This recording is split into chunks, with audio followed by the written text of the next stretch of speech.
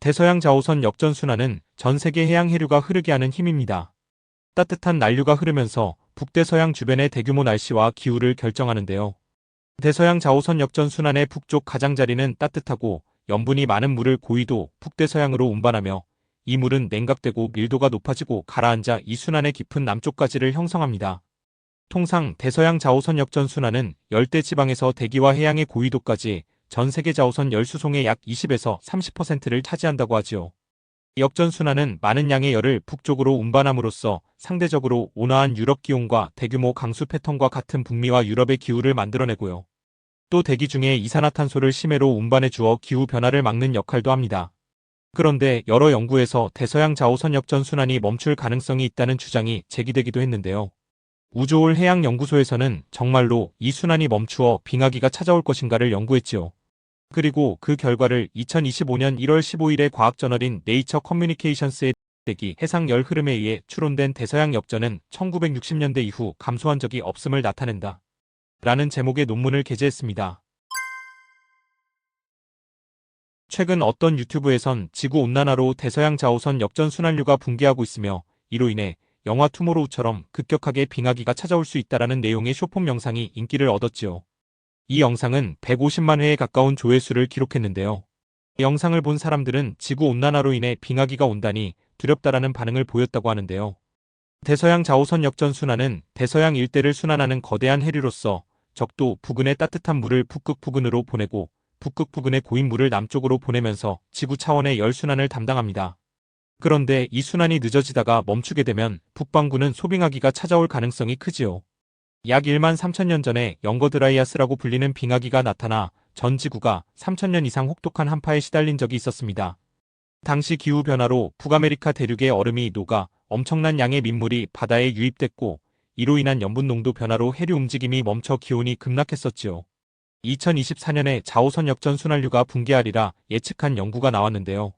네덜란드 위트레흐트대 연구팀은 대서양 자오선 역전순환이 2037년부터 2064년 사이 붕괴할 수 있다고 추정하면서 유럽 주요 도시의 연평균 기온이 5에서 15도가량 떨어질 것으로 예측했습니다. 그러나 대서양 자오선 역전순환에 관한 과학자들의 연구는 상반된 견해가 존재하는데요. 유엔 기후변화정부간 협의체 6차 평가보고서는 21세기 내에 대서양 자오선 역전순환이 붕괴할 가능성은 작다고 보았고요.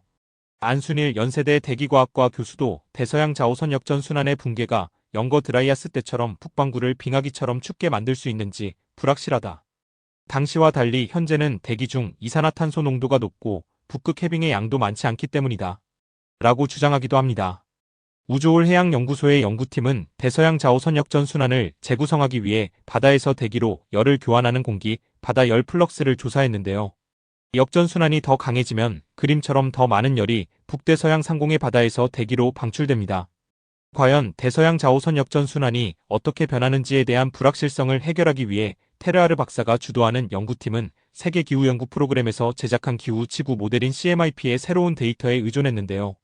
이 연구팀은 24개의 서로 다른 CMIP 모델을 사용했고 가장 최근에 입수할 수 있는 표면, 온도 데이터가 대서양 자오선 역전순환을 정확하게 재구성하지 못한다는 것을 발견했습니다. 한 걸음 더 나아가기 위해 연구팀은 다른 측정치를 살펴보았더니 바다에서 대기로 열을 교환하는 공기, 바다 열 플럭스는 역전순환이 더 강해지면 그림처럼 더 많은 열이 북대서양 상공의 바다에서 대기로 방출된다는 것을 알게 됩니다. 이 연구팀은 CMIP 모델을 사용하여 대서양 자오선 역전순환 프록시를 도출한 다음 관측 데이터에 적용했습니다. 그랬더니 북대서양 상공의 지표 열 유속에 대한 최상의 데이터는 일기예보가 작동하는 방식과 유사하게 직접 관측을 모델에 통합하는 방법이었지요. 이에 연구팀은 대서양 자오선 역전순환을 재구성하기 위해 1950년대 후반까지 거슬러 올라가는 두 가지 재분석 데이터 세트에 초점을 맞춰 연구했습니다. 그랬더니 최소한 60년 동안 대서양 자오선 역전순환이 조금도 줄어들지 않았다는 결론을 내렸습니다. 우주올 해양연구소의 푸칼 박사는 우리 논문은 대서양의 역전이 아직 줄어들지 않았다고 말한다. 그것은 미래에 대해 아무것도 말하지 않지만 예상되는 변화는 아직 일어나지 않은 것 같다. 라고 결과를 이야기하는데요. 이들의 연구 결과는 이전 연구, 특히 지난 70년 동안 대서양 자오선 역전순환이 감소했다고 보고한 2018년 논문과 정반대의 결론입니다. 테르아르 박사는 과거 연구는 대서양 자오선 역전순환이 어떻게 변했는지 이해하기 위해 해수면 온도 측정에 의존했다. 그러나 우리는 해수면 온도가 처음에 생각했던 것만큼 잘 작동하지 않는다는 것을 배웠다. 결과에 따르면 역전순환은 우리가 생각했던 것보다 더 안정적이다. 이는 역전순환이 이전에 제안했던 것만큼 티핑 포인트에 근접하지 않았다는 것을 의미할 수 있다.